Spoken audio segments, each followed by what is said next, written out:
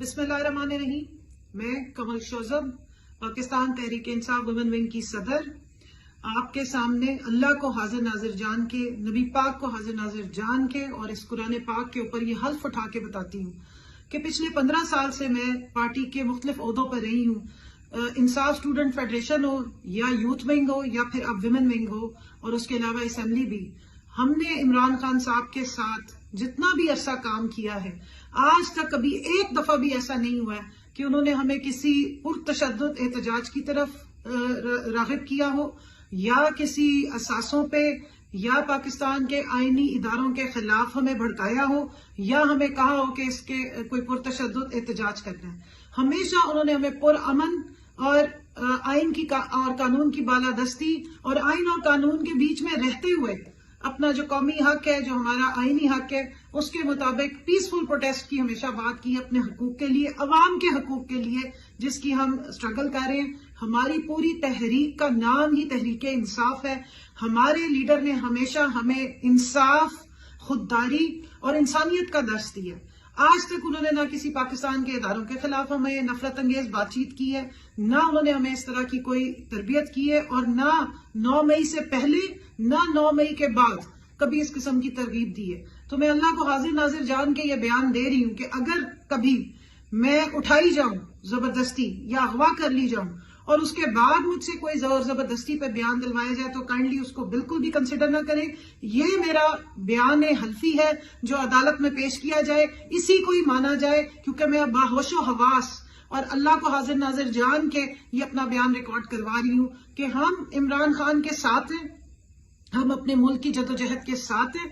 ہم اسلامی جمہوریہ پاکستان میں جمہور کی آواز ہیں، آئین اور قانون کی بالادستی کے لیے ہماری اسٹرگل ہے اور انشاءاللہ وہ اسٹرگل جاری رہے گی. اور پاکستان کے تمام ان اداروں کو جو اپنا آئینی رول پلے کر رہے ہیں، جو آئینی ادارے ہیں پاکستان کے، ہم ان کا احترام کرتے ہیں اور ان سے بھی امید رکھتے ہیں کہ وہ آئین کی حدود و قیود کی پابندی کریں گے. ہمارے لیڈر نے ہمیں کسی بھی ادارے کے خلاف کبھی نفرت انگیز مواد بولنے کا یا ہمارے دماغوں میں اس طرح کی کبھی کوئی بات نہیں ڈالی ہے. لہٰذا اس قسم کی بیان بازیاں جو انڈر ڈیورس یا زبردستی، زور و زبردستی دلوائے جا رہے ہیں بیان، ہم اس کو کنڈیم بھی کرتے ہیں اور ان کو ریجیکٹ کرتے ہیں، اور اس چیز کا ذہن میں رکھتے ہیں ادراک کہ انشاءاللہ تعالی اس قسم کے معاملات آگے نہیں چلیں گے. پاکستان تحریک انصاف کا ہر کارکن ایک پرامن محب وطن شہری ہے، اور پہلے ہمارے لیے پاکستان کی سلامتی ہے، پہلے پاکستان کے اداروں کی عزت احترام اور ان کی بقا ہے، اور اس کے بعد ہماری پولیٹیکل سٹرگل بھی موجود ہے.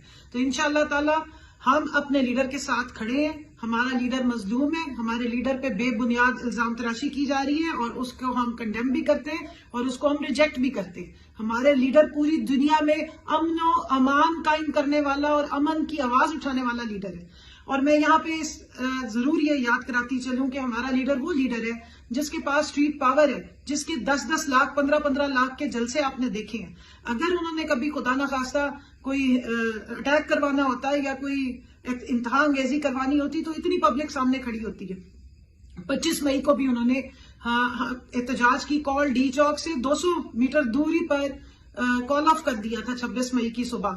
تاکہ کوئی تشدد نہ ہو سکے، تاکہ کوئی پرتشدد احتجاج میں ہمارا جو پرامن احتجاج ہے وہ بدل نہ سکے. ہم نے ضرور تشدد برداشت کیا، لیکن ہم نے کبھی کسی قسم کے تشدد کی جو پروٹیسٹ ہے وہ نہ کی ہے، نہ اس کی کال دی ہے. اور میں یہاں پہ کیٹیگوریکلی کہنا چاہتی ہوں کہ 9 مئی کو بھی ہم نے کوئی پرتشدد احتجاج میں نہ میں اس کا حصہ بنی، نہ میری کوئی اور جو ویمن ونگ کی خواتین ہیں اس قسم کے پرتشدد احتجاج کا حصہ بنی. تمام خواتین جو ہیں وہ پرامن احتجاج کر رہی تھیں، جو اور کوئی ایسا ہم نے نہ کسی اثاثے پہ یا کسی فوجی